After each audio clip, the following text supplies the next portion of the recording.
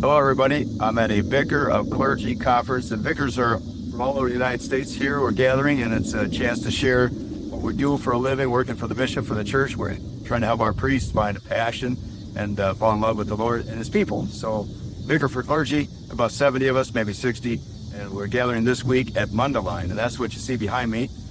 This is a seminary, and it's just north side of Chicago.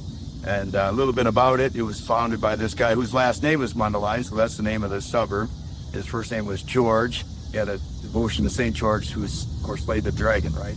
And this is a place where we've sent lots of our priests over the years. They study and they get their theology degree and come back and serve at the altar. So it's also a place of, some sad things have happened here.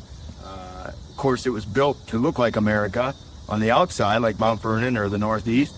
But on the inside, to be Roman, to have a great, connection to Saints Peter and Paul. But some of the sad stories, one boy that got real sick, and they offered to ordain him a priest, even though he was imminent, he was dying. And he said, no, if I can't serve as a priest, I don't think I'm worthy to be a priest. But even though he died, his brother, who was a student down in Notre Dame at South Bend, came and took his place and became a priest, and a very beautiful one. There were a couple boys right out here in the lake. This is called St. Mary, Our Lady of the Lake.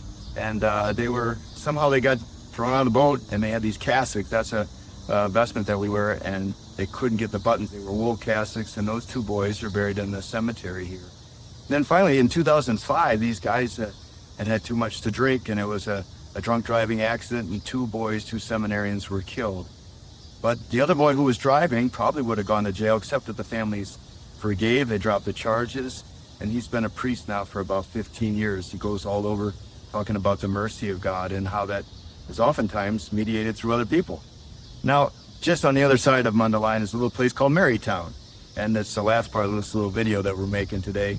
And it's there's a relic of St. Maximilian Kolbe, who of course was put to death. He gave his life in exchange for another man who was going to be put to death by starvation in Auschwitz. This back in 1941. And Maximilian Kolbe said, "I'll take his place. Who are you, you Polish swine? I'm a Catholic priest."